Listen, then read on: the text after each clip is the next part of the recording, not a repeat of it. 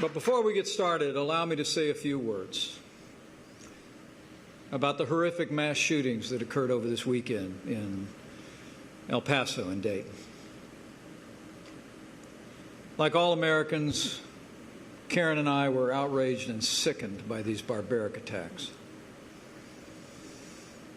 As I stand before you today, 31 people have died. 53 were injured. And it breaks our hearts to see so many innocent lives cut short by unspeakable violence. What happened this weekend were acts of pure evil. And we express our deepest condolences to the families of those who lost their lives. And we join every American praying for the injured and their families in their hour of need. The Bible says the Lord is close to the brokenhearted. And that will be our prayer for the people of Dayton and El Paso. We also commend the men and women of law enforcement in both states whose quick action and courageous service undoubtedly saved lives. They earned the admiration and gratitude of the American people.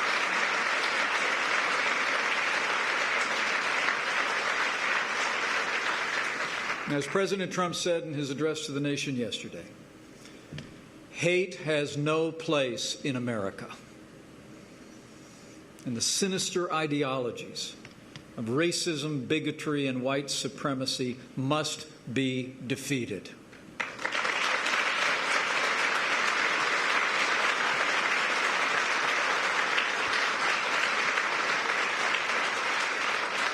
In the wake of previous violence, our administration worked on a bipartisan basis with the Congress to strengthen background checks and improve school safety.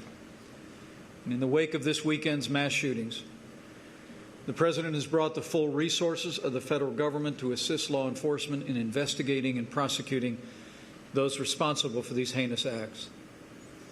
Justice will be swift and certain.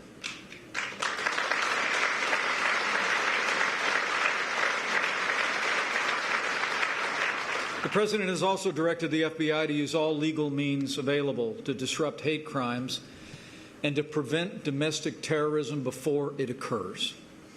We directed the Department of Justice to work with local, state, federal agencies, as well as social media companies, to develop new tools to identify those seeking to do harm before they strike.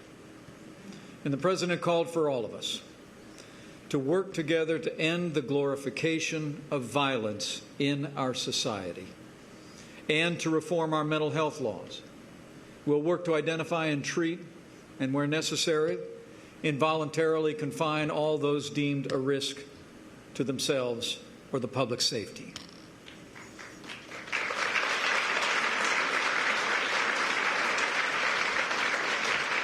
And as we speak, our administration is working with members of Congress to ensure that all those who pose a risk to public safety are denied access to firearms.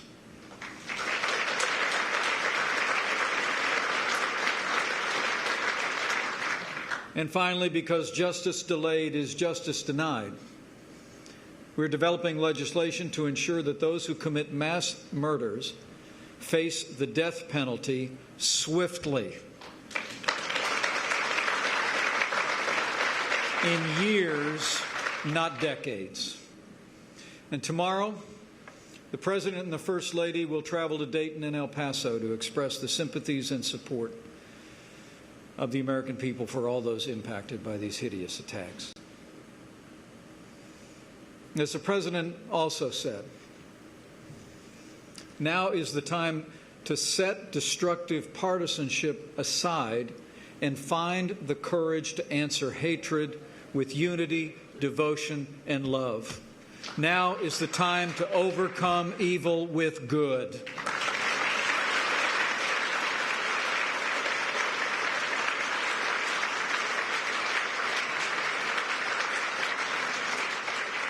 You know, it's always been true throughout the long history of this country that in times of trial, the American people turn to faith and prayer.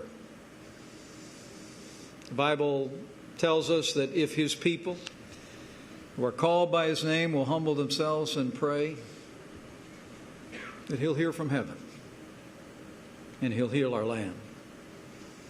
And in this dark hour for the people of El Paso and Dayton, we do well to pray. To pray for healing. To pray for the families of those that were lost and injured. To pray for these communities and for our nation as a whole.